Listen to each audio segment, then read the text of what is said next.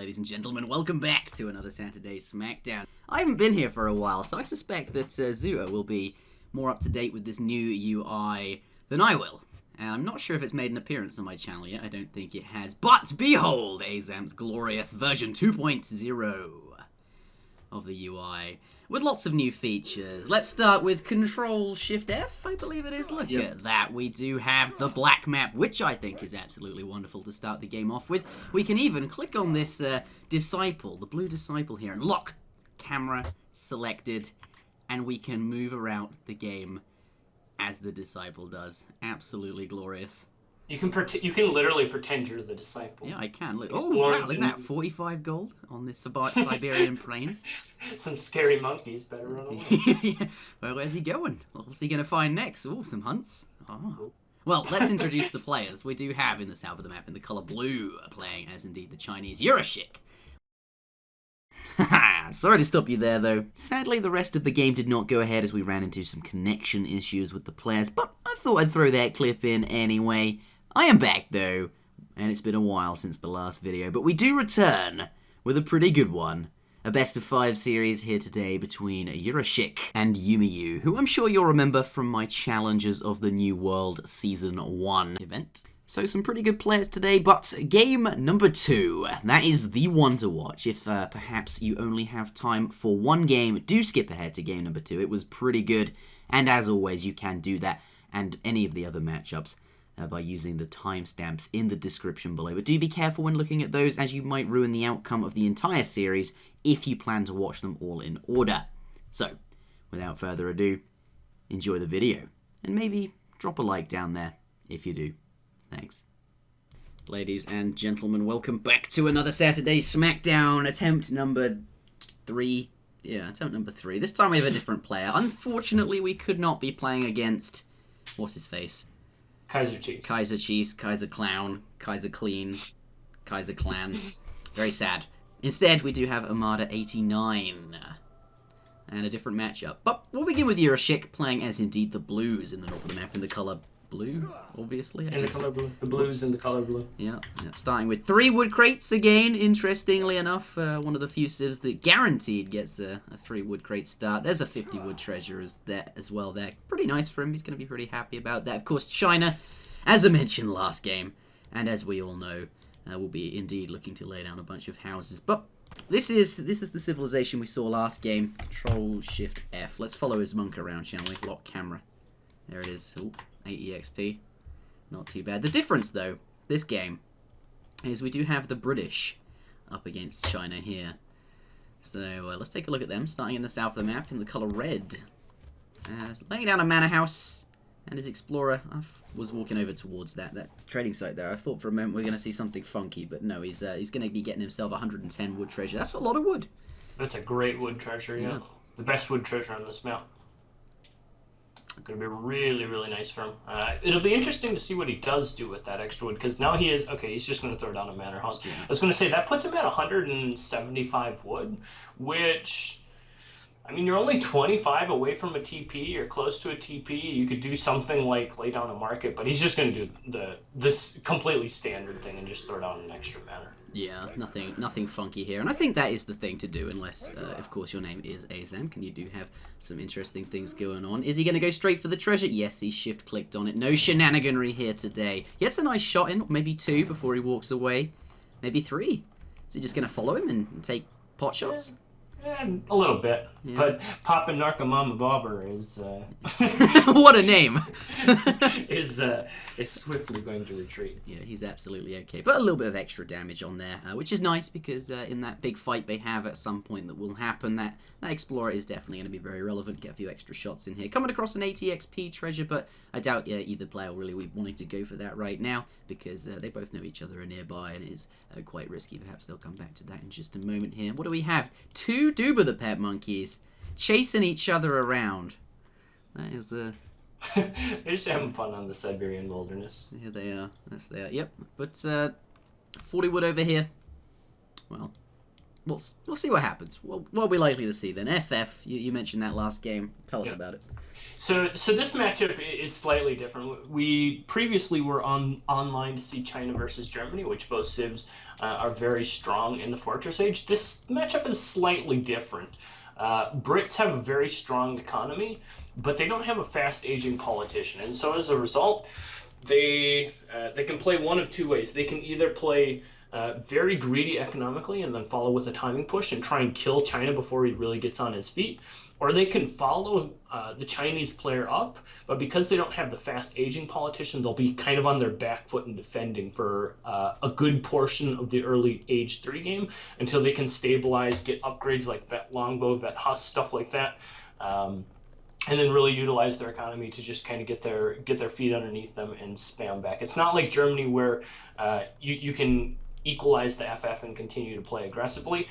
Brit either has to, if they're going to play aggressive, they need to do so in the second age, or if they're going to age up, they need to allow the Chinese player to age up as well, and then just kind of sit back and wait for that pressure to come, and resting on the laurel that they know their economy is stronger, and that the longer the game goes, the further ahead they're going to get. And I think that's what we'll see Umeu do here. I wouldn't be too surprised to see a Cav start. Yeah, Armada. Oh, is that Umeu? I didn't know. Yeah, did you not know? Yeah. Oh, right. I thought you were just randomly asking me about Umeu for some reason. Oh, no. It's Umeu. Like, okay. It's his other account. Yeah, just before the game started. And I think realistically we'll see a stable come down. I think we'll see him play some sort of raid game and then try and age up. I think that's kind of the standard play on this map. If it were a little bit smaller of a map or a little bit less hunt heavy map, perhaps you would see the aggression play, just because Brits do need their hunts. If they're going to be sitting back in their base. Speaking of aggression play, we do see two forward villagers coming out. I didn't see them. They must have snuck out of here when I was busy looking on the other side of the map. Yeah, but it goes to where are they going? They're going back. Nope, they're going to lay down a barracks here, so no stable going to be coming out from him. Is it likely we'll see a stable as well, or we're just looking at some musketeer-based play here, harass the villagers? Maybe he'll find a house a little bit further away. He doesn't have the... Brits don't have the 400 wood age-up politician, right? Yep. So they're not ever going to be able to do like a double, like a barracks and stable at the same time opening, barring finding some outstanding treasures. And so I think we'll just see a couple muskets. And to be perfectly honest, if this gets scouted out, this could be kind of a liability. He could pool his muskets back to the back trading post, siege that trading post down, and then make that timing push that I was mentioning. That could be very strong. So the one last point I wanted to finish up is generally we see the Brit play the more economic defensive style on this map just because of the map and the features of the map, but it looks like Umeu is going to be opting for the more aggressive start, and I don't mind that at all, to be perfectly honest. I think it's equally as strong of a play to be playing aggressively, and it looks like he's going to do just that. He's scouted out the fact that his opponent has made a TP, and I really like this play. It's going to shut down the TP and give him a good jumping off point for some early aggression. Absolutely. Let's slam on that F4 button. We can indeed see. There we are. I knew what I was trying to say. I got the sounds right. But there is a trading post icon there. Umeu noticed that, of course, and he's going to go back there and start sieging this down with his first 5 musket, followed by a second batch of 5. There it is. So his first shipment, of course, 700 wood. They're going to be using that to lay down a bunch of houses and get out, of course, the extra villages. Yep. 700 coin, though, a very standard opening from the China, looking to get up to the next stage there, and absolutely going to be doing so with that. What we got here? So wall coming down, so some defensive play here. Notices, of course, the musketeers and realizes something is up, perhaps adding some walls down, which notably on this patch are actually weaker, but still useful for creating sort of a... those musketeers aren't going to be able to get too close to those hunts there. You can shoot them back, and they should be out of range of the town center. It's not like the musketeers are going to be able to walk in there and take some pot shots. So nice response with the wall. Notices the aggression, of course. Unfortunately loses his trading post. If he'd built that perhaps closer to his base, actually it probably still would have gone down. But yeah, Yeah, I mean, he doesn't have anything out to defend at this point in the game, right? His first couple units are going to come out here very soon from his Summer Palace, but I mean, 3 Chukanus is going to do nothing against, 15 Musketeers or something like that. That's so, true. very unlikely that even if it were in this back location, he probably would have maybe gotten like an extra pass just because of the timing of it, but realistically, I don't think he would have been able to save it. Those couple units are coming out now, but against, this fairly large musketeer army, 15 muskets, not going to be able to really do anything against that. And but at the same time, he is going to get aged up, has his porcelain tower built in this very safe spot in the back of his base. His herding has been pretty good. His coin mine at least has some vision out here with the market, and he's got that little wall up as well, which actually is buying him quite a bit of time on the front side of his base where his hunts are located. So realistically, don't mind his position really all that much at all. Yeah. And I think he's navigated this early part in the potential pressure fairly well. Now behind this, we'll have to see what the follow-up is going to be from Umeu, from Armada. Don't see any continued aggression. We don't see any... Is he researching the third age? No, he's not.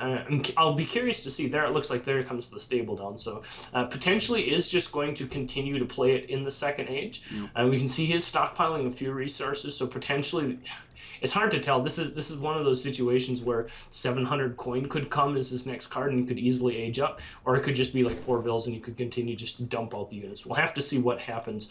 At this point with the stable coming down, I feel like he's tending more towards just massing up in the second age and continuing this pressure, trying to cut down his opponent's army before it really ever gets rolling. And I think that's absolutely what he's going to do as well. Currently researching the log flume upgrade, which is quite expensive upgrade. If he was going to be aging up, he probably wouldn't want to be researching that there, because he'd need the resources to get up to the next stage and use them once he's up for units. Here, where was he going with those musketeers? I mean, right now they are going to be taking out this masterless samurai treasure, and there's a settler nearby to pick up that and pick up which increases really infantry. good. Yeah, 10. Like that's like basically a card. That's a card. Yeah, it's basically a card. Yeah, that's really strong. But with those musketeers, it felt like his opponent. Yes, he was aging up, but perhaps he could have done a bit more damage. It's worth pointing out that trading post he did kill was behind his barracks. He had to walk to it to kill it, and then all the way back again to his opponent's base. If it had been closer to his opponent's base, then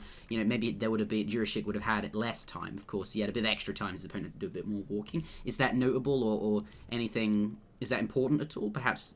Because those musketeers, I feel like they could have perhaps sieged down a bit of that village. Yeah. Or do you think that would have been perhaps a bit risky? It does have 2,500. It's a bit risky. You want to make sure that, especially as the first units are coming out of the Summer Palace, you don't get caught overcommitted with your units. Like to a Minutemen pop plus those units coming out of the Summer Palace, and then you just lose all of your muskets and give the Chinese player a bunch of XP. Instead, what we can see he's doing, and this is what I've just been noticing, look at the battle lines and how he's trying to control the hunts in all of these locations. And I think his plan is just going to be to starve the Chinese player out. We can see he's got villagers in line of sight on all of these hunt locations. He's even got his starting outpost from his agent, from the governor politician over here as well. And he's using that quite effectively. If you take a look at the hunts and the vision of the hunts, he has vision of every hunt. He's got vision of this hunt with his barracks, this hunt with a manor house and these villagers, which it looks like are now retreating, and then this hunt and this coin mine with this outpost. And if you look at where the next hunt is, he's going to have to try and secure one of those locations. And when that time comes, when that army moves out to defend that hunt, he will know exactly where it's at. And with this big army that he's population graphic, look at the difference in the economic population. He's going to be able to explode his army pop should he choose to do so. And then at that point, he'll just be able to fight over these hunt locations and just try and deny China from ever getting outside of his base. And I think that's his game plan right now. Whether or not China will be able to get out enough cards to be able to just kind of steamroll his way through and have that tech advantage with the upgraded units, it'll be close to tell. He did do a good job with his starting hunts, and he got pretty fortunate that his second coin mine is right back here, which is going to mean that he's not going to have to come out of his base to secure a second coin mine too early on. So we'll see. It looks like maybe move out time is right now. There it is. I for some reason my screen froze, but I fixed that now, so I couldn't see anything for about a period of 10 seconds. But that is a big army. The China FF, it does that. It seems to get up to the next stage and poop out units. I don't know where they come from. Well, clearly the home city, and that's it. This barracks looks pretty vulnerable here. Yes, he's controlling all of the hunts, as we've mentioned, or as you pointed out. You know, he's got line of sight to all of these things. But at this point, I feel like, well, he's not really too bothered. I mean, his hunt is about to run out. He does have berries, which are not ideal. But that army looks like more than enough to secure the next hunt. Notably, if we look at the population graphic, the economic unit population is definitely in favor of Umeu, aka Red Armada. He does have that potential to, make more units than his opponent here. But Yurashic, being up to the next age, is going to be able to create quite a lot, match that quite evenly for a period of time, just off unit shipments, which are, very good once you're in the Fortress Age. Roughly 1,000 resources each, or that's what they can be if you, compare it to the crates here. These musketeers, maybe a little bit out of position considering the cavalry's on the other side of the map. The combined strength of his army is not together. He's going to get back there though, and it's, he hasn't seen those. Back in space. Lots of longbowmen. I didn't notice those. Holy crap. This push has to work though, because Umeu has just aged up. He's got good infrastructure still established, and if this push doesn't work, not only is he going to be fighting against this scary army with this scary economy, he's going to be fighting against the upgraded British units as well. So this push is pretty much do or die for China. You can see, big, massive Hussar back here causing all sorts of problems for him in terms of still moving out and getting to his next hunt. And very soon, I have to believe, we look at the upgrades ticking in right now. We can see Veteran Musk almost completed, Veteran Husk almost completed. And if those finish, and he's able to stabilize off this fight, he will be in a very good position with the strength of his economy. But this is China's time. Here it comes. China is at its most powerful at this point. That's true. 2 Falconets do pop out, but unfortunately they are on in perfect range of those disciplined meteor hammers, which are going to be disciplining those Falconets by the looks of it. What do you think if he had his cavalry in the fight at the very beginning? Certainly, all of that extra HP that they represent, veteran Hussars there, 384 hit points each, and certainly, would have posed a big threat to these arquebusiers, which for the most part have just been left at the back there, capable of just killing everything here. With every extra military unit in a fight, it does add this kind of exponential benefit. Yeah, and this was the fight that Blue needed to have, and he's taking it very very successfully at this point. And like you mentioned, I think absolutely having those cav not in the fight was a huge mistake for you. You can see he's got loads of resources. We take a look at his resource count. At this point, he's got 800 food. He's got loads of food to spend, but his infrastructure is now being stood right on top of, and he's having a hard time stabilizing behind this. He's desperately trying to throw up enough barracks and stuff on the side, but 10 Hussars. I feel as if, with the Hussars in that fight all along and these reinforcing batches of Hussars, he could have definitely, made a decent counterplay to what was happening here. And look at the economic population. Well, it's down. He did lose a few villages in the fight, I believe, and maybe he stopped making villager production throughout the course of the fight. But yeah, he did have a much better economy. But here, now that better economy is worthless. It's certainly, without the army, he's not going to be able to continue gathering resources. These villages are very, very vulnerable. It's very one-sided. It's infinitely in favor of Blue currently. And there's the GG. Just not having that massive Hussar, I think, was perhaps the deciding factor. And I don't know if it would have made all of the difference in the world. It certainly would have helped. There was a lot of these, red coats. I think Yurashic's army positioning was pretty good, and there was kind of the unfortunateness that the push came and the cav were just in the right position to intercept the Felks. If any of those things had been different, perhaps it could have been slightly more in Umeu's favor. But that's absolutely true. It's just the scariness of that particular timing push, and Yurashic did a very good job of abusing the timing. He knew the timing that he had to work with, and he identified that his opponent was, potentially aging up or trying to make some sort of a tech play or a raid play. And as soon as he moved out, he committed to the push, and he made it work very successfully. And props to him identifying that move out time, getting the right position for his army, and taking the win convincingly, honestly. Yep, and that does. Yeah, he's got, 9 Manchu coming up as well? Yeah. Approaching the battlefield, yeah. Whether the Falconets and the Hussars would have made a difference, that is the question, or how much of a difference. Certainly they would have made one. But that is as you said, a convincing win to Yurashic. Game number 1 has been concluded. Let's head on out to the second one and see what Umeu has in store. Certainly Umeu a good player, and high expectations for the rest of the series. Ladies and gentlemen, welcome back to game number 2 in this best of 7 series between Yurashic and Umeu, aka Armada, aka the player who is in the colour red. That one. Absolutely. We are playing on Pampas Sierras, made by none other than Gaia. Some new civs up here. Actually, we have one of the same civs, Armada, piloting British here, actually. We'll start with him. Absolutely entitled to do so. This is not a tournament. We are not using the ESOC rules format. Saturday Smackdown states that you can play any civ you like, providing you have not won a game with them yet. And Armada certainly has not won a game with them yet. This map looks absolutely wonderful in maximum graphics. I was watching one of your streams. Let's press Control-Shift-F and follow that Explorer around whilst we... That's what I'm doing this one. Is it? Oh, I'll do exactly the Scouting same. the new world. Yeah, I noticed one of your streams the other day, and you had max graphics on, and I thoroughly enjoyed it. I think if you're PC cam runner and you're streaming this game, you should absolutely... Oh, an enemy! An envoy! Oh, what's this? God, he sat down to crack shot, and I thought he was aiming for the envoy. I was like, what the hell's going on? To be honest, I thought it was the same thing. Yeah. I thought he had discovered something new in the game after all these years. He was going to crack shot. You can crack shot envoys. They're accidentally labeled as treasure guardians or something. That would have been OP. No, he's actually going for this 80 wood treasure, and that's pretty good as the British, as for reasons we really don't need to discuss. Obviously, manor houses, hunting dogs there going down for Armada. This is going to bring him up to over 100 and whatever. 130 wood there. All he needs is to gather that extra 5 wood, and he just got himself.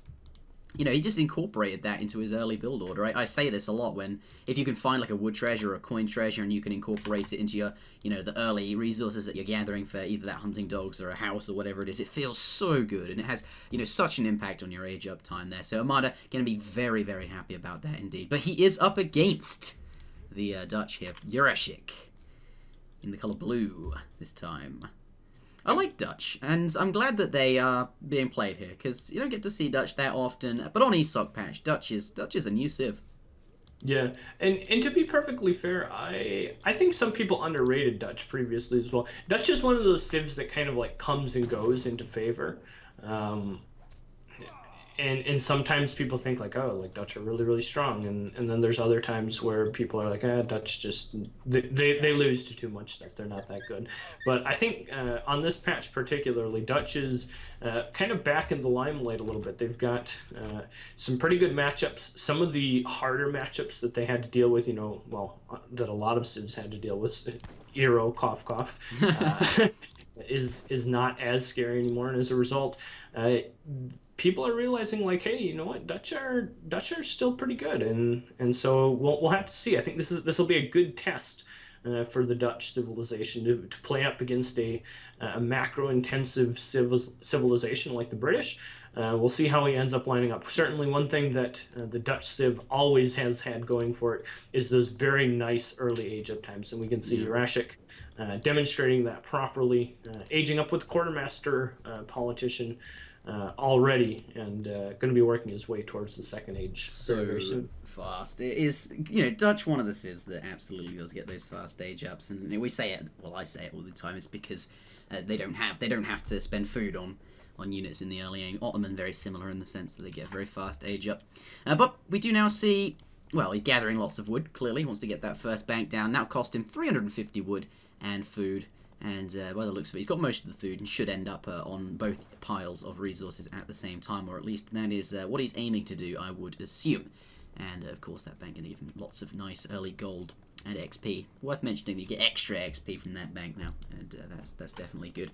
Aids that shipment progression for the rest of the game. So Dutch gonna be pretty happy on this patch where banks give them extra XP, among other things, which we will perhaps discuss later on if it becomes relevant. But British now aging up as well as half aged up. So Dutch about a quarter ahead, or maybe even a third ahead. That is a huge amount to be aged up. But you did also gather quite a few extra resources. He got that that extra house in the market. So he probably did like a 17 or 18 population. So he is perhaps a little slow. I mean, certainly Dutch is aged up very, very quickly at 410, but it looks like Umeu perhaps did an extra Vil age up as well, and so he's going to be up at like 440-ish or something, which isn't the end of the world either. I mean, still 4 minutes and 40 seconds with the amount of economic technology that he's got working for him is still going to be very, very strong. Yeah, that's absolutely true. But I think that's a nice decision if he did, make perhaps that extra villager to get up. Because against Dutch, they're not the most aggressive civ in the early game, so perhaps you can get away with that extra villager, which is going to help you over the course of the game. It's worth mentioning that because of that extra vil, perhaps delays that age up time. Maybe your shipment progression, all those shipments are going to arrive slower.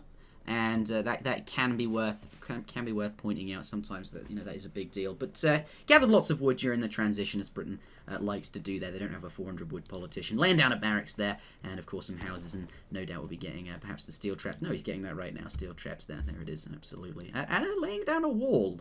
That's interesting. Did you happen to watch the 2v2 game for Strong World that I casted last week? I haven't watched any Strong World yet. Yeah, so there was a game between the WhatsApp clan Whack and Granny. The WhatsApp clan? Yes. Well, as in, the text messaging service? Yes. That is a cool name. That's the name of their clan. That's the name of their clan. Pretty cool. Maybe they communicate over WhatsApp. Go ahead. It's basically like two clans of majors. And one of the one of the teams did something very similar to this very early on, where they just went and walled off like all of these little choke points that this map has, and then they were playing Aztec in India, and they sat up like their FB like right here, and they played aggressively, and after their aggression failed, then they just went back, walled off everything, and just sat here in the middle of the map. And if you look at where these wall segments are coming down, if you can effectively wall all these locations off, and it doesn't take a lot of resources to be able to do so, just one villager and maybe 50 to 100 wood, and you can effectively keep all of these resources on the sides of the map, basically for yourself, and keep your opponent away from them, which is very beneficial.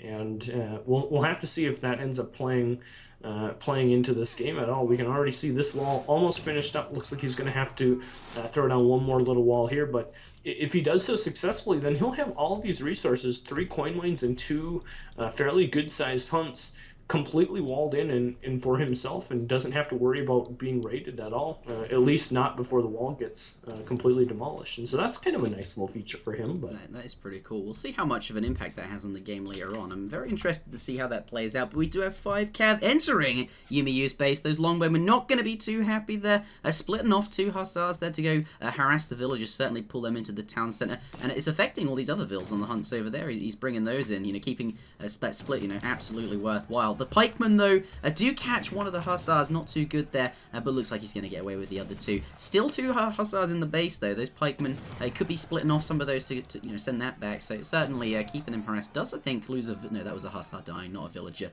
But keeping them belled up, and that's absolutely what he wants to do. These pikemen being called back. They were mid-map, but they are no longer. They are now back here defensively. Is he going to take out that villager?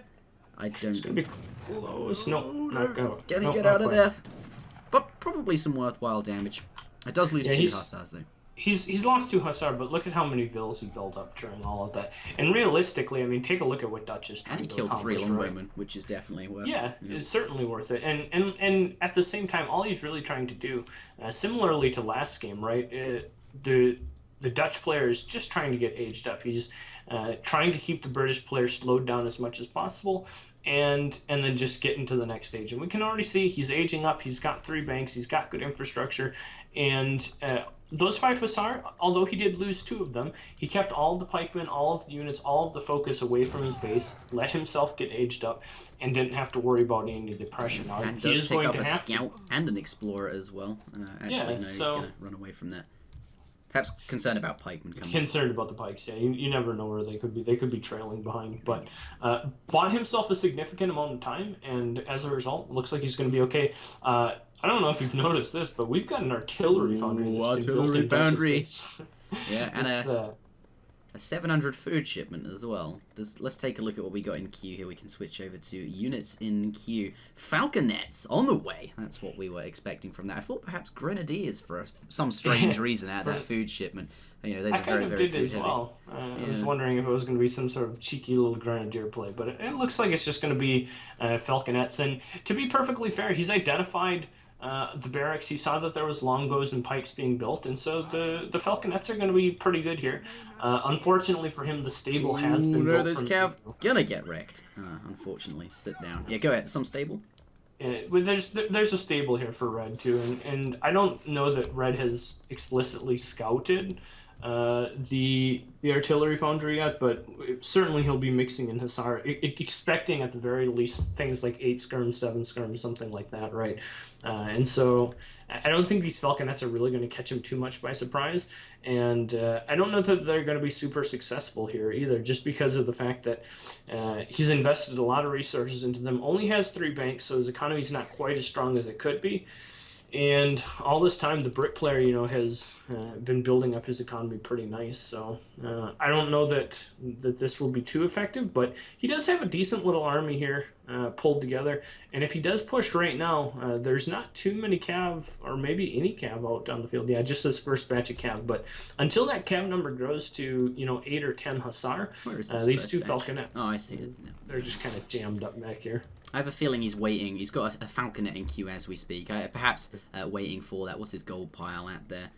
Probably, maybe he's got 2 falconets in queue. Maybe he's hoping to get a 3rd one out. We'll see how many come out there, but that's, you know, the only thing he could be waiting for at this point. Yurashic going to be very well aware that he's up against the British, who, you know, does have that potential to create villages faster than him, you know, from the manor houses. We look at the population graphic here. It is already in favor of Red, and it will continue. If I turn Interjection calculator off, it's even more in favor of Red, but because you know, banks, if interjections calculated. It means I no longer have to pull out my calculator. Very sad, but yeah, there is that. Here we, though, do have an approaching British. Perhaps he's concerned about some sort of industrial age play from the blue player here, because oh boys, wow, that's quite the volley. This is actually his best case scenario, because had these Falks gotten scouted early, the one thing that the Falks don't have, right, is the mobility that, you know, something like Skirm Rider has a little bit more mobility. The Falks are, you have a lot of eggs in one basket, and you have to be very careful with how you maneuver them across the map, and they're very slow and cumbersome to defend. If Brick had identified the falconets, he would just sit back in his base, like way back here, wait until, you know, the tower got under siege, just continue to pool Hussar, mass Hussar, and then move out. Because if you take a look at Blue's base, he only has 3 banks. His economy's really not that strong, and this is a very gold-heavy composition. Falconets costing 400 gold apiece, and Raiders costing 75 coin apiece. Makes this a very gold-intensive composition, and with only 3 banks, he probably doesn't have quite enough gold to really get out a huge amount of units here. And so the longer that Umeu just sits back and continues to mass cav, the better for him. The intercepts. Yeah. He's like, nope, nothing there. But I like what he's doing, you know, at the moment he identifies, you know, that his opponent is just going to sit here with the cannons on top of them, sieging down buildings here and there. He's not too, you know, he's probably not going to be too upset about manors going down, because he does have, you know, quite a lot of population there, and of course he can replace them for extra. So the Hussars here, I like how he had these, you know, down here to perhaps try and intercept military units and perhaps, you know, raid these villages whilst all his military is away from home. But here, unfortunately, encountering some halberdiers and some freshly created Reuters. Those cavalry, I think he lost more than he really anticipated or really wanted to lose. The villagers now on the coin mine, gonna get shot at by these, of course, Reuters there. He doesn't want that. Anyway. Yurashic is once again pretty all in with this build. I mean, he's sunk so many resources into this army. It looks like here it comes. Ow! Yeah, this is not going to go well. Oh, no. Oh, Jesus. Oh, what? The cavalry? But unfortunately, the falconets are all going to get caught. And even though he gets away most of his Reuters, if you think about losing 4 falconets and what that entails, he's just lost 2,000 resources in in military population. And like I mentioned, his economy's not good behind this. If he had 4, 5, 6 banks behind this, you wouldn't be nearly as bothered. But he's just now building up his 4th bank, and his economy's not good enough to sustain those kinds of losses. He really needed to keep those alive as much as possible. And take a look at the military unit population now. Even with the calculator on, the economic population in favor of red, and the military population very heavily in favor of red. And that only spells one thing, right? At this point, if both bars are in favor of the red player, blue is got to be, well, not that he can see the bar, but he's going to be quite concerned. Yeah, it's going to be problematic. The one thing he does have going for him is he does have veterancy upgraded units, but there's enough longbow and pike in this mix that I think they don't need to be super worried about the Reuter count at this point in the game, and he can probably just continue to fight here and be perfectly fine. Well, he's got 3 more hussars. I mean, 3 more cannons. Okay, yeah, different to hussars in most ways. They do have a horse involved. There is a horse involved. I suppose that is one similarity there. But these pikes, they can get quite close to these Reuters, and he needs something to body block to stop those cavalry from really dealing damage to those cannons. But in order to do that, he's going to have to keep the Reuters put, which is not what he wants to do versus pikemen. And that once they're up close and personal, they do that ×5 damage versus cavalry units, of which Reuters absolutely are. He's doing okay here. He's got 2 of the Falconets still alive. He actually, that was pretty impressive control out of Yurashic. He did a good job of making the most out of his volleys and just standing his Reuters right on top of those Falconets, making them very difficult to get to. And all of the pikes, all of the hussar went down, and that was a really, really good fight for him. He ended up evening out the military populations quite nicely after that, and even took himself a little lead. But look at the diligence that Umeu has put down these walls. These early look walls. At these villagers. They're like very sad. They're trying to sneak out, and he's like, "What? Like I can't get to this coin mine? What's going on back here?" And this diligence maybe is going to end up paying off. From all these resources on the left side of the map are still completely sectioned off from the blue base. Yeah, I think, though, this is push time before the blue player. If we switch on over to the text being research tab, we do see that red is heading up to the next age with the adventurer politician. Going to grab himself 7 extra longbowmen, and with this economy should have access quite easily to those veterancy upgrades, which is absolutely what he wants to get. And of course we'll have access to dragoons, and he has an artillery foundry. That is worth pointing out. Perhaps we'll see some cannons in some counter cannons, but anyway, blue not in a bad spot now. He's got that extra bank up that Zuta pointed out, and that does bring his economy tab a little bit closer to red. It's very, very even, a little bit in favour of the, of course, red player there. But with most of the houses built, I'm not entirely certain that red can really expand his economy much more than this without another town centre. So it's very, very even footing in terms of economy here. Both players, yes, now up to the Fortress Age, but that does mean, Fortress Age quite expensive, 2,200 resources that has not been spent immediately on military. And I think blue, would have liked to have identified that red was aging up sooner, so he could push in perhaps a little bit sooner. But still a nice time to age up. To push in just as his opponent's aged up. Might be able to do some, extensive damage here because he knows his opponent won't have particularly many military units. And here he comes, 4 Falconets plus the Reuters. Let's switch on over to the units being in queue tab and see what we have for the red player there. Culverins in queue. And that's going to be a saving grace, I suppose. That's going to be the good thing. There's also Colonial Militia available from Armada as well. What is that one foul to it on the front then? Important to know. Oh, but it does allow for the big volley on the 7 longbowman shipment, or 10, whatever it is. Wow, but 2 culverins do come out now. He's going to have to quickly get over to those, with the Reuters if he wants to do anything. But more realistically, he's just going to lose all the Falconets here. He's going to have to get out of there entirely. There's a lot of longbowmen, and these do very good damage versus Reuters, so really not very many good chances of taking out those culverins here. Yeah, this push needed to come just like a minute earlier. If he could have identified that his opponent was aging slightly earlier, he would have been a little bit more successful. These 2 culverins are going to shut down this Falc play though really hard, and he's put a lot of eggs into this Falconet basket. He's made so many Falconets this game, and now that the 2 culverins are out, that's all it takes to shut down the Falconet game almost completely.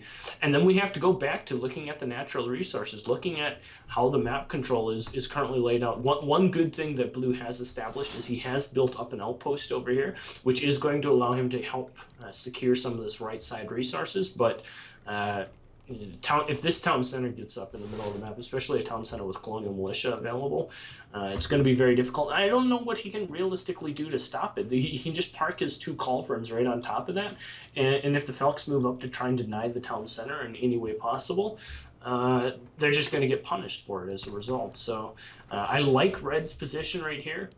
Yeah. It feels like Blue has to make a play, but the plays that are available to him are very, very difficult due to those 2 culverins now currently in the mix for Red. Really, really good by Umeu mixing those 2 culverins in. Yeah.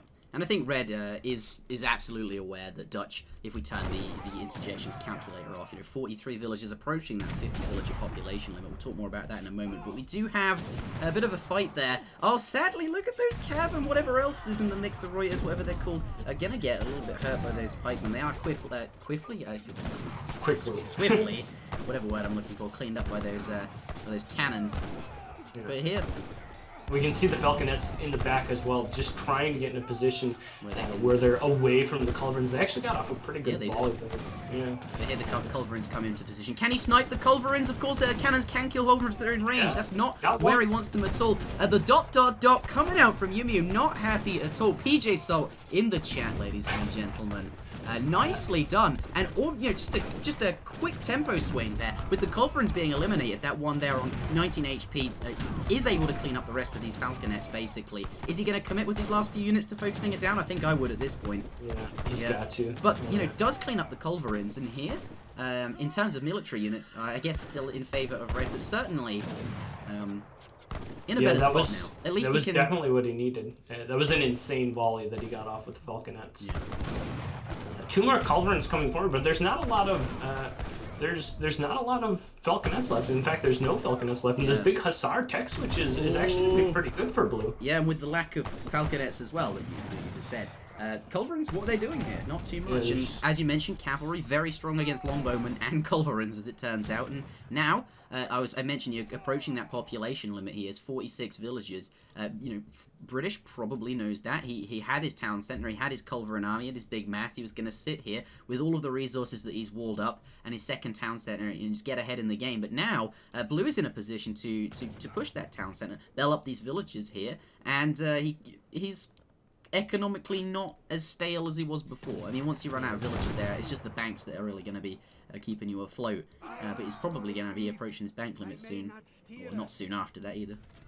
Yeah, one thing we do have to remember is there are Minutemen and Colonial Militia. There is. Here come the there Colonial they are. Militia. Yeah. And that's going to be a really strong pop for him. Going to be allowing him to clean up all those skirmishers. Yeah, there it is. Units in queue. We do see a mill in production for Red. Those Hussars, though, sadly, all going down. Not a good place to be under that town centre. Perhaps he forgot about the Colonial Militia there. I certainly did. But it does lose those Hussars, and actually now, military populations are still fairly even. Yeah, he's got a lot coming in. He's continuing to make quite a few Reuters. His economy is better. How many banks does he have? He still just has the 4 banks. I don't see a 5th bank at all. The one saving grace that he's had is he's got a lot of his economy over here, and he's done a good job of counterwalling up over here. So he's able to gather here fairly freely. Unfortunately, though, Umeu is really starting to just take control of the middle map. And look at how many resources are still left in the middle of the map. There's 2 or 3 big hunts, which are available to him.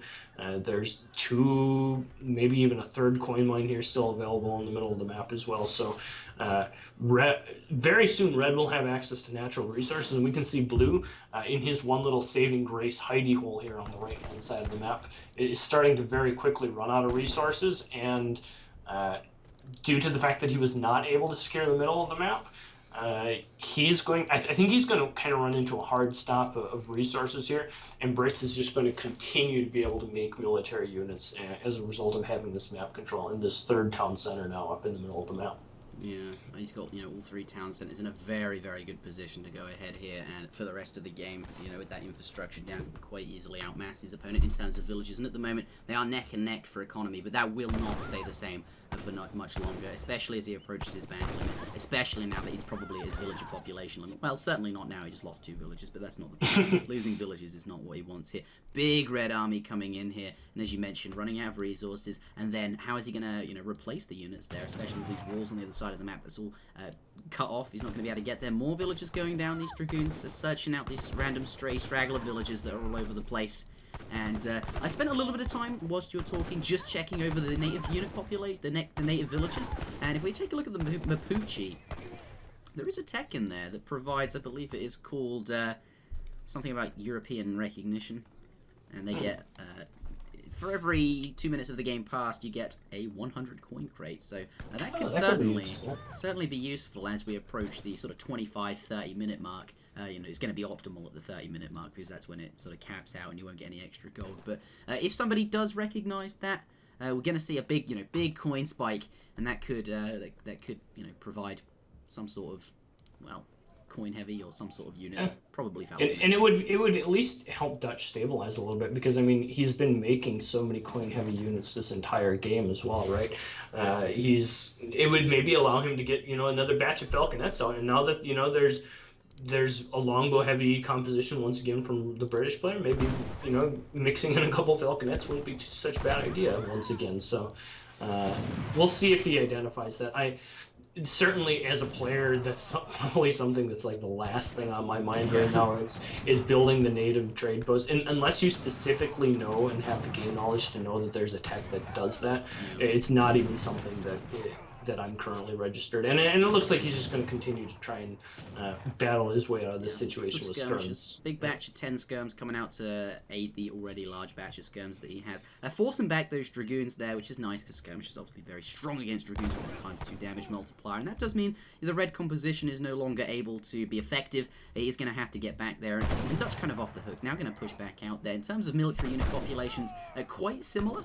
But I think the composition for blue here is stronger, certainly against the dragoons, that is, until we do see some, sort of responding units. More longbowmen coming in, not too good against the cap, unfortunately.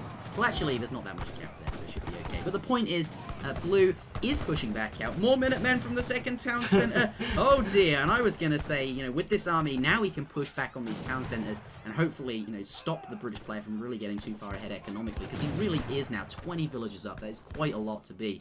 But these really coming into play, that colonial militia shipment in this late portion of the game. Pushing the Dutch player back again and just providing him an out that normally he wouldn't have. Yeah, in how many times do we see 2 batches of colonial militia like actually get trained in the game? Like this is actually a pretty insane game when it comes right. It's so close. Red certainly has dominated map control at this point, and just look at the coin mines. The one thing that is going to really trouble Dutch here very soon is, he's got loads of coin in bank, but look at the coin mines that are just continual. Like there's so many coin mines left for the red player. He's even still eating hunts and stuff in the middle of the map, and it just makes his bounce back potential that much stronger. It was that town center. Like if that colonial militia, maybe that fight would have gone a bit better for blue. Perhaps then he could still be on top of this town center and nearby this coin mine where red is gathering, and all of those things could be a bit different. I'm not sure if it would have panned out like that. Red certainly had other things up his sleeve as well. But yes, the lack of coin is. It's going to be a huge deal. Making plantations now. Look, 2 of them in the back there. So much wood. And two mills as well, whilst his opponent, does have a few mills as well, but, is gathering hunts still. And, this is going to slow him down so much. 800 wood that he's had to fork out twice. Funding these plantations is certainly going to stop the war machine. The Dutch. So expensive. I mean, it's just 1,600 resources of the slowest gathering resource just to be able to gather unupgraded, the second slowest gathering resource. It's so painful to have to transition. Looks like Red is building the Mapuche as well. Perhaps he's aware of the gold. He's already got the Inca, and one thing that I quickly checked the Inca upgrades. There's that coin gathering upgrade that could be pretty good for him with all these coin mines remaining. But looks like he's going to have one last push to defend here, and I think blue is running out of steam here. Finally, 2 Falconets coming forward could be useful against the longbowmen here, but they're a bit late. And with those incoming cavalry, it's a lot of cavalry. Not really going to be very effective at all. Needed them in the fight at the very beginning to really counter these longbowmen. But at this point, longbowmen have done what they need to do, which is kill off these reiters here. And cavalry just going to come in here, just spank the attack move on. And just biblicize absolutely everything. Another lone falconet walking to his death. Very sad. But that does look like it's going to spell the end of the game because look at that red bar. Very, very in favor of the British player at this point in time. And the economy, you know, as I said, they were even at that point in time, but I said it wasn't going to stay the same. He's got 3 town centres out, and that's absolutely... Why is this guy revving his motorbike outside of my house? I heard that. There he goes. Yeah. Climbing to the moon. You can probably hear me through this very thin window, because he's doing it more. Yeah, well, there he goes. There's the GG. What a game! I enjoyed that one. That was a close game. That was a cracker. Imagine if he had, if he'd. Do you think it would have made a difference if he'd known about the Mapuche settlement and had gotten that coin? Because all of that incoming coin might have been very, very useful at this point. Yeah, I think the one thing that really realistically won Red the game was his dedication to the walls over here on the left-hand side of the map. Yep. We saw these couple villagers that are still over here. They were going over here to try and herd these hunts, and he was just never able to get out. Now, he did do a good job of getting out to the right-hand side and got up some walls of his own to kind of like keep this right side of the map safe, but there weren't as many resources, and he had to invest a couple of towers because he didn't wall super early. And I think Umeu did a good job with those walls just to be able to stabilize those resources. He had so many villagers that were over there gathering for so much of the game, and I think that's what ended up realistically winning him the game. I also think that if Blue would have pushed in while Umeu was aging just a little bit earlier, absolutely, it could have maybe been slightly different, because there was a point in time where there were no cav, no culverins, and 4 falconets on the field with only pikes and longbows, unupgraded pikes and longbows to boot, to deal with them. And had that push come a little bit more swiftly, had he realized that his opponent was aging up, had he realized that his opponent, was going to soon have artillery on the field, things maybe could have been a little bit more different if he would have gotten into a position where he could have, sniped the calves when they spawned, gotten his falconets, in a position where they could section the calves off from the longbows, stuff like that, and never allow the British player to really get stabilized in the third age. Perhaps could have found himself in a position where he could have won the game, because really that was a very, very close game for very much of the game. Yeah, knowledge is power, and envoys are good at scouting. And that went horribly wrong. I was trying to make some sort of interesting envoy related scouting importance of that. And they have goofy hats. They do. Yeah, I think me and a friend, we went through naming all the envoys. We the first one the one you begin the game with is called Roger. Yeah. And then the next is Timothy. And then there are other names I can't remember. But this guy just needs looks to stop like revving such his a bike. Roger. He just looks like such a Roger, right? Like it's just like absolutely. It's the perfect name. Where is he? Does he still have one? It doesn't matter. But that is game number 2, ladies and gentlemen. The score is now 1-1. This is shaping up to be a pretty good series. Let's get into game number 3. Him and Musket play Spain very well, so. Yes, I have. Just before this recording started, I did just mention that here we do have Armada. He was reluctant to click in because, Ottoman versus Spain seems like a matchup and a half, right? Well, we'll see how it goes. But Spain, as Zuta just said, as the recording started, that he's seen some of the vanilla boys, aka including Armada here in the red color there, playing as the Spanish, do very, very well. And I just said before this recording started that I think Armada here, aka Umeu, is probably one of the best Spain players there is. At least vanilla Spain, from the original Age of Empires 3. I think Black Star has a very mean Spain, and I think Musket Jr. has a very, very mean Spain as well. So, those two players absolutely up there.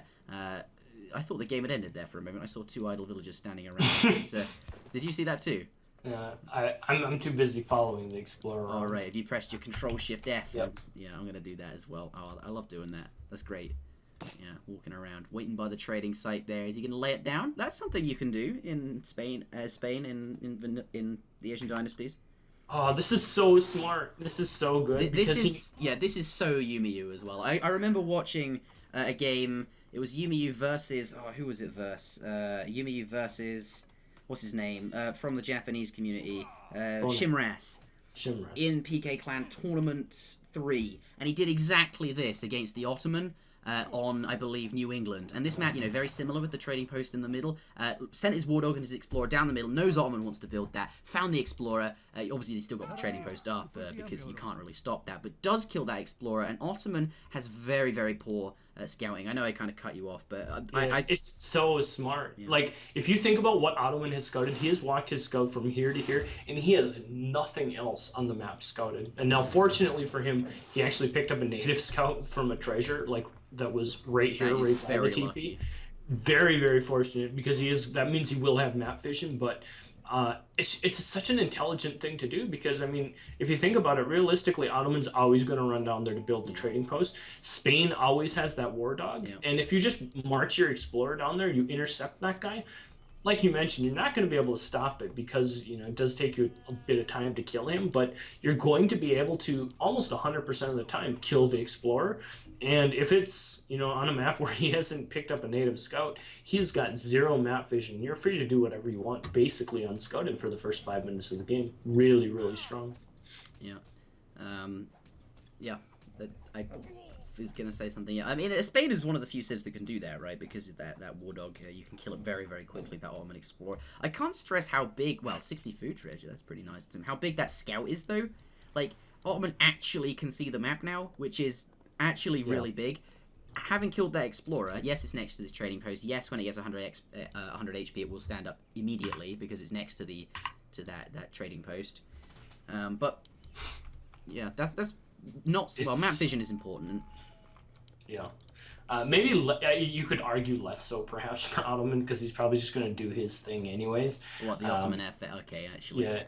But at the same time, take a look at what he sent as his first card. He sent Schooners, so it looks like he's maybe going to deviate a little bit from the standard, and perhaps just going to be playing some sort of water build. And I expect Spain to be doing something FF related, and we'll see how this ends up shaking out. Seeing if maybe perhaps an aggressive FF, which I think we'll see come out of Umeu, has any success against the Schooners, and maybe more importantly, whether or not he identifies whether the Schooners has been sent. Yeah, that's not something you're going to expect, is it, necessarily, out of an Ottoman player? You're going to expect that FF style that Ottoman is very strong with, because, you know, super fast age up, and some of their notably good shipments don't have Mamelukes anymore, at least on this patch. Well, they do, but it's only 4 Mamelukes.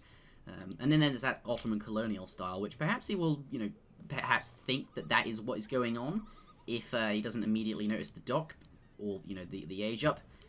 But definitely true. You have to scout the coastline for that. It's not like a trading post, which is, you know, basically it tells you when you press F for it. You know, you see down the side that it's there. Absolutely not going to know that. But it's now up to the next stage. We do see that tower and 200 coin coming out. A very standard Spanish age up. I guess the other one is 500 food, but not going to be doing that here. I suspect, you know, highly that his first shipment will be that 700 gold, and we will be seeing that Spanish fast fortress, that one-trick pony, that very, very...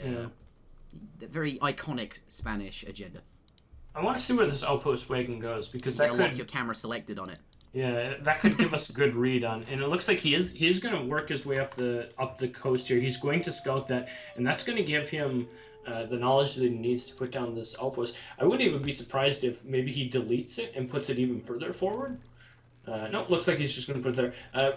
Honestly, he could have put it like right up here if he would have just scouted the docks, or he just saw them like right before the thing started building. The outpost started building. He could have potentially moved it up a little bit, and I think that would have been really, really strong. If he would have put the outpost down here, not only would he continue to give himself a good spot to ship shipments to in the third age, at the same time he would have also allowed himself the opportunity to cause quite a bit of damage to these fishing ships, cause some definitely a nuisance to the new fishing ships being trained, and still give him a way to, you know, ship his units forward. So. Yeah, I guess. I mean, it only does 30 damage. Actually, I think it only does 3 damage versus fishing ships because they count as villages, and it has a 0.3 multiplier and doesn't do the bombard anti-ship attack versus them. But definitely really? would have been.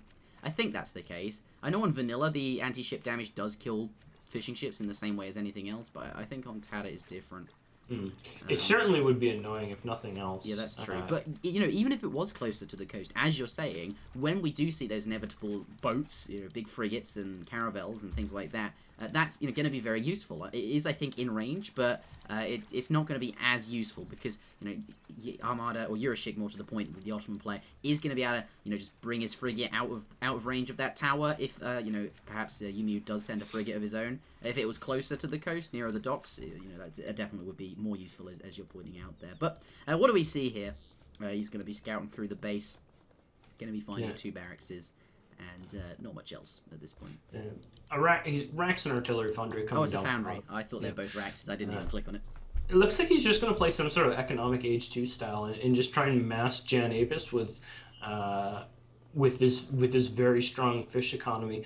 And I don't know how effective that's going to be. This is like a Pirashiki style FF. We can see the 8 pike shipment has come here instead of something like 5 vills or something more economic. So there's going to be a lot of pressure when Armada gets aged up. And it will be pretty difficult to deal with, I feel like. There's going to be a lot of heavy infantry backing these 2 falconets that are undoubtedly going to come when he gets aged up. And, you know, it's going to hit hard and heavy here very soon. The scout has aged up. There's those 4 cav. And I can only assume that 2 falconets is being sent right now. And at that point, you know, there's going to be another batch of muskets and, you know, already these 8 pikemen plus these additional units as well. It's not going to be the easiest thing in the world to defend against this. He's invested a lot of resources into this fishing excursion over here, and when those 2 falconets come, not a big massive Abyss guns to be able to deal with the falconets, and could be slightly problematic early in the game. Yeah, I don't know if it's necessarily Pirashiki style.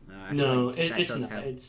But it is an exaggeration. It still is very aggressive. It's still very aggressive, yeah, I get that, absolutely. It feels like this is the vanilla style that Umeu would use versus Ottoman. He would ideally have 10 musketeers. You make 10 musketeers during transition, combine it with the 8 pikemen, or on vanilla you'd use 7 rods. And you get your 2 falconets out. You know, 10 musks, 7 rods. That's enough anti-cavalry to defend a 2 falconet shipment here. Should be still okay, because as you pointed out, really doesn't have that many janissaries or really any military units to pressure these cannons there. But certainly a lot of military units very quickly, and then just mass skirms up for the rest of the game while sending anti-cavalry shipments, such as, you know, that very strong 12 pikeman shipment they have access to, and I think that, you know, obviously good rod shipments now on the ESOC patch. To, you know, continue protecting the skirmish, which will grow over the course of the game, and these 2 falconets here. The question is, how much damage can he do? Can he get some cheeky Abyss guns in there to, you know, maybe do some damage? Certainly using that town center to start, you know, poking down this 1 cannon. And I think, you know, once that gets a bit low, maybe he kills that first cannon, or he can get it to half health. That'll be go time. Obviously going to lose this barracks. Here, though, it looks like he's coming in. 5 extra musks here would be useful, but I think he queued them a bit late during the start of the Fortress Age as he was queuing up. Here we go. He's just trying to run his villagers in there to cause some damage, but it's not going to be enough. And here comes 4 Lancers as well. Another good volley from the Falconets, killing a couple more vills. The Spain pressure is just going to continue here. As you mentioned, the barracks is almost certainly going to go down. And Otto has really not got that impressive of an army pulled together. His economy is decent behind all this. If you take a look at the economic unit population, I mean, it's heavily in his favor, which is something strange to be saying. And but it's worth pointing out he doesn't have to spend resources on Ottoman villages either, so it's even further ahead than that might point out, because he's not expending food all the time. But yeah, down goes the barracks. Very nice economy. Continue. And his base is just getting laid to waste here. I mean, these Falconets still just going to continue to push down this infrastructure, and he can't afford to lose the artillery foundry. I mean, it was already rough enough losing the barracks, but he certainly can't afford to lose the artillery foundry. He just doesn't have the resources to rebuild those both. We can see actually a second foundry coming back up here. Looks like he's already ceded the fact that he's going to lose that. One of the Falconets does go down, but Still one of them. Here we left. go, just gonna slam everything in there by the looks of it. I think what Yurashic needed here was, wow, both those shipments arrived at the same Run time. by, yeah, that was so good. The Wow, run look by at that, with the nice. 3 Hussar, Yeah, nicely done. That does pick them up there. The dogs and the war dogs not going to be able to do anything about it. Both counters there. But at this point, is it going to matter? I think actually, absolutely, it's going to matter. Look at those Jans. It does have a lot of, a large mass of skirmishers, and these are going to be able to really, really grief those Jans quite hard. But without the Falconets here, he does now lack the siege potential, and hopefully that town center is going to help him clean up a bit. But what did he need, really? I think Yurashic, he needed more time. Both his barracks and his artillery foundry were under a lot of pressure, and those cannons are very hard to deal with without, really using the town center to maybe take one down to half health or even less. Fortunately, he did manage to get them, and that was, very, very nice of him to do that. But if he built perhaps the barracks and the artillery found directly behind his town center, all he really would have been able to shoot at is... that's what I was going to mention as well. Like, if they had been, like, right back here or something, would have been... At the very least, Umeu would have had to commit behind the town center, which would give him an even better opportunity to crash everything in. The 3 Hussar shipmen, Minutemen, and his army all at the same time. Yeah, and it absolutely bought him. Well, he didn't have as much time because of it. His military buildings were under more pressure, and he didn't have the time for the town center to do damage to the Falconets and to create more military units. Here, though, a batch of Abbas guns popping out, and those lancers in hand combat very, very strong versus. Sorry, did I say lancers? I mean Janissaries in hand combat. Pretty good against the lancers. Actually, they're not as good as musketeers, it's worth pointing out. They only have ×2, but still good. Yeah. And with the 5 Hussar shipment coming in, I think it's just not going to quite matter. That's the Spain Fortress, right? Is lots of free units coming out of their home city, which chucks them out. Plus that old trading post there that we're looking at. That is GG. There it is. Yeah, and a pretty swift game. And I think a lot of it stems back to...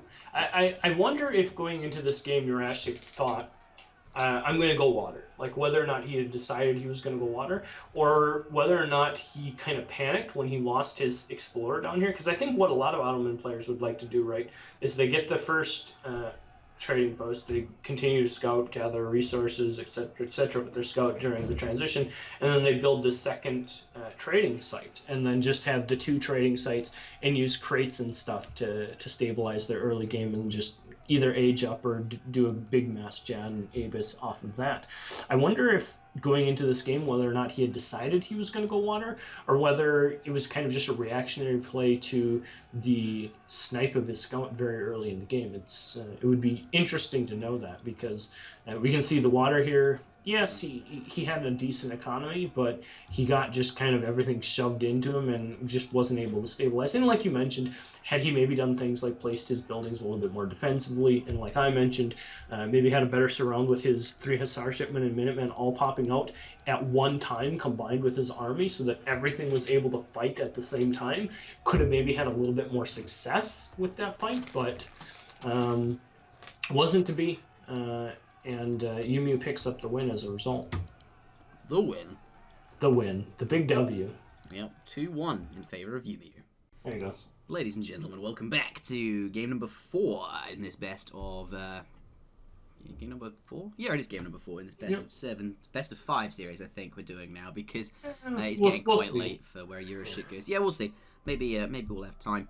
But I was just talking about the Gaia polls. The stream will know exactly what I'm talking about here. But Zuta made a poll. What does Samwise 12 do when he goes away for those random 5-minute breaks? Is it to the restroom to make a cup of tea, or to consult with Gaia? I believe you had Azek selected at the time. That's what you said. But where did these polls originally start from? That is the question. And Control-Shift-F, let's do that and follow some random unit around. The Scout, French Scout. We can navigate the map whilst we discuss. I think that started because Gaia has a very big tendency to complain about lag. He always has, and a lot of high-level players do, because let's be honest, it does have quite an impact on the game. But it's just because he did it so much, and it seemed like every single game that he would mention it. Speaking of this Scout, we have just stopped. He's found a cow. Now we're going to continue again on his quest to discover the... Oh, there it is, 30 XP. Look at that little barrel. I like the lighting around that. Anyway, and it was like eventually people, I think BPDS Colony notably, decided to put what causes lag. Is it Like, because he talks about it so much, is it really, is it really your computer, your lack of PC specs? Is it really internet, or is it just Gaia? Is just Gaia the cause of lag? Because he talks about it all the time, and I think that's where it came from. And now every single straw poll seems to. And then just slowly, like over time, became less about like Garja talking about lag and more about just like incorporating Garja into the poll itself. That's where it came from. It was originally about what caused lag, but now, definitely seems to have adopted or taken on something new. But what do we have here? 2 trading posts off the bat from the Ottoman player. Let's talk about that, Zua. This is going to be interesting, and this is a build we've seen some of the Japanese folks do before, and I wonder if he'll stick to the tradition of the Bonang build, which actually involves you sending the coin trickle as your first card. I guess we could take a look at what his cards are. No, he doesn't have it. Oh, well, he could very well send Silk Road is his first card. It's an H1 card. The thing is, though, it's an H1 card. Yeah, that's actually cool. Like, it won't benefit the XP that you get from these treasures. It will from these trading posts rather, but it will benefit once you upgrade them with Stagecoach, and it will benefit your 400 wood politician as well. Yeah, which is really, really nice as well, right? Yeah, it's 25% extra, right? What's 25% of 400? It's 100. I hope. Yes, it is. Yep. 100 extra wood. I mean, it's 100 extra wood isn't great as a treasure, but in order to get 2 trading posts, you can't be sending villages because you'll overpop, and then because you're not going to be able to afford a house. Quite clearly, you've spent all your wood on these, so you can really only send the coin trickle or that Silk Road as you mentioned there. Yeah. And I think it's interesting. Even back on RE patch, Bonang would do this sometimes, where he would send Capitalism, the coin trickle card, as his first card in the second age, and then just grab the 2 trading posts. And certainly on a map like this, where there's only 2 sockets, they're right next to each other in the back of your base. Really easy and really strong idea just to grab those early on in the game, and as a result picks up 2 trading posts and has them to show for himself. And now that we're on this ES patch, or the EP patch, having the availability to send Silk Road as your first card and have the benefits from that, it could be very, very strong. I'm curious to see how this ends up playing out and what his economy looks like around the 5 or 6 minute mark as a result of it. I mean, it's absolutely going to get Stagecoach. That's what it mainly is good at. But, benefiting the Stagecoach, giving you extra resources, 25% more resources from that. But interestingly enough, he is also about to age up, and it benefits obviously crates. This was a team card. Look at that, 125 wood in each of those crates. That's pretty cool. That maybe I wonder if it's ever worth leaving like one of each starting crate with 25 resources left in it, so that it gets benefited as well. They just get extra 25. I wonder if that would. I think I played around with that one time when I was when I was used to play a lot. That was like an old like consideration as well, like from the beginning of time, from the beginning of Silk Road, like Stagecoach builds, stuff like that like would it be worthwhile to do that? And I think the answer has always been probably not, because those resources are more better spent early on in the game. But certainly, like, look at that 700 wood shipment coming. 625 wood in that big crate. And, of course, 25 extra in the others. And it benefits, all of this for the rest of the game. And I think that's, I know I just cut you off, but I think that's the change that they made to Ottoman, because this was actually an interesting change. It gives Ottoman the capability to actually, boom, I guess, sort of. Yeah, well, Otto's style of booming is with crates in general, right? They're so crate dependent. So often, and I mean, realistically, in almost every game, we see Ottoman send, at the very least, 700 wood, 700 coin, likely 600 coin. That's at least 3 crate shipments per game, at the very least. And, even sometimes when you get in the third age, sending stuff like 1,000 coin. Imagine your 1,000 coin all of a sudden turns into, 1,250 coin. Yeah. It's a pretty strong concept. I'm gonna load up Interjection's calculator hype in the chat. We actually get to use it. What is 700 divided by 100 times by 125 is 875 resource shipments. That's pretty good. When you talk about the average value of your age 2 slot is about 700 resources. Getting 800 plus resources out of them is certainly nothing to scoff at, especially when you're going to get loads of them, right? Because he's got stagecoach TPs behind all this as well, so he's generating a lot of XP. I'll be interested to see the all resources gathered graphic at the end of the game here. I think it's going to be quite, obviously it's going to be very, very large. The question is, though, will it match up to the French economy, which is, one of the stronger early game economies? That 4 vill shipment that he has sent, that 3 CDB shipment, the extra villagers effectively get at the start, and this giant livestock pen, because he's France, because he has that native scout, because he has his explorer, and Ottoman, only has the 1 scouting unit, which he used, by the way, to build both these trading sites in the early portion of the game. He didn't find any cows, and as a direct result of that, Red found enough to put on his his livestock pen, and look at that, all 10, they're going to be fully fattened, and that's going to be one hell of a food spike in a couple of minutes.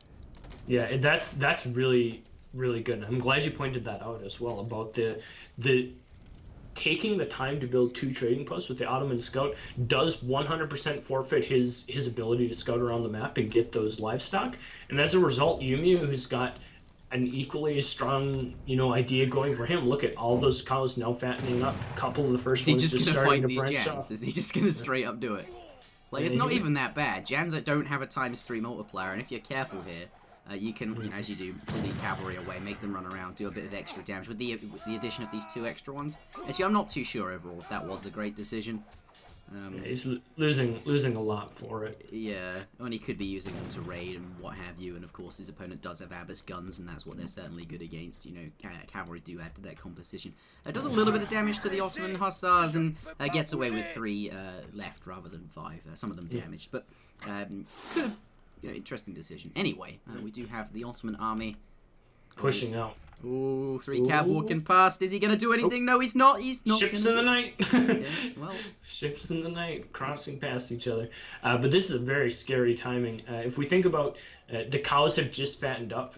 For the most part, this has been a fairly expensive proposition for Armada. He's elected to send the livestock pen and build a second trading route, and he is aged up now, but it is 8 minutes, and this is a pretty scary push. Look at the military unit population, 37-4, and sniping most of those hussar with his janissaries early in the game has resulted in a very scary timing. Easily going to siege down this barracks, and we can see already the preparations to begin to start to fight with villagers. Great Coat and Blunderbuss have both been researched, and he's likely going to need that to be able to deal with this impending push. This is where you body block with cows, do some sort of legit hacksaws pro plays. Get those cows in the way. This is a scary push, and I mean he knows that this is a scary push, and as a result, going straight for the TC. And this is one of those situations where this is absolutely the right call, because Umeu has aged up. If he's not able to get down this town center and kill this army, where's he going? Looks like he's just going to back off. I guess he's scared of Minutemen and a unit pop. A second shipment would be, well, that's not going to arrive for a while. I think he could afford to just. Well, I guess those skirmishes are a bit of a concern. Yeah. None of his units really have the range. He needs to hit and run with the Avis and just continue to siege with the gens. He's lost some valuable time here. Yeah. That'll be cool. The Avis doing a good job of staying on the right side. I think he knows the army's off to the side there, and he's going to have to be forced to fight here very, very soon. Yeah, just take a look at there's some Minutemen. Now he's going to have to get out of here. Those Abbas guns being picked off as he walks out here, of course, by the Minutemen, by the CDBs, by the Dragoons, by the town centre, by the Hussars. Wants to get those Abbas guns away, because once those down, 2 Falconets do pop out though. Can he get any volleys off? Just the 1, but once these Abbas guns are down, really it's just Janissaries left, and skirmishes will clean those up in no time at all. But the push is repelled there. That town center is very low on HP. What if he'd managed to keep just pushing that, keep attacking that town center, just smack it in the face all the time? It dies, and then perhaps these 2 Falconets never arrive, and then suddenly you're in a really good spot. You standing on top of your opponent who has not got the 2 Falconet shipment or any other kind of shipment arriving, and you're standing on cows, which he then can't eat, and look how much food they're representing. And that would have been an interesting thing to see happen. I wonder how it would have played out if he'd continued to smoke the town center there. He definitely should have. He got scared off by the 8 skirmishers popping out in the 5 dragoons, but I mean realistically there was 8 skirms and 5 dragoons. And if he would have, he had like what, 12 or 15 Avis at that point. If he would have just like stood there and shot at the Dragoons and the Skirms with his Avis guns, and the Janissaries are very tanky, there was a decent enough number of them, they almost certainly would have been able to take down the town center. And like you mentioned, the two Falconets never would have gotten out, the villagers would have had nowhere to go. He could have taken down the town center and then backed off, remasked a little bit more, and then continued the push. But now that he backed off, the town center's back to full HP. The cows are going to provide a plethora of resources, and at this point in the game, now all of a sudden France looks to be fine and dandy. But I think one little misstep there from the Ottoman player, if he would have continued just to siege down that town center, I think we could see a very different game now on it. But from this point forward, it's going to be difficult, because now the composition is here. The Dragoons are out, the Skirms are out, and the cows have been gathered up. The one good thing that is still going for him, there isn't another... there's no second barracks that has been built that I can see anywhere. So these Janissary numbers are going to still going to be considerably difficult to take down, especially if the Falconets do fall down to these Avis guns. And Avis guns absolutely are splendid against Falconets, dealing that siege damage that is not range damage. So those Falconets are actually quite vulnerable. Equally though, Avis guns do have low HP, and Falconets, have that ×3 damage multiplier against infantry, which they sort of are, as they're equally as toxic to each other as each other, if that kind of makes sense. Do they have a times multiplier versus light cavalry? They do, ×1.5. Which is not as good as skirmishers, I'll point out, which have a ×2 versus dragoons, but still useful, nonetheless. Anyway, yeah, it would have been very different if he'd full smoked the TC, but has now healed that up again to full. And here we're looking at a very, very promising economic graphic for that French player, and those cows, big power spike, lots of units, and I think those shipments are going to dry up.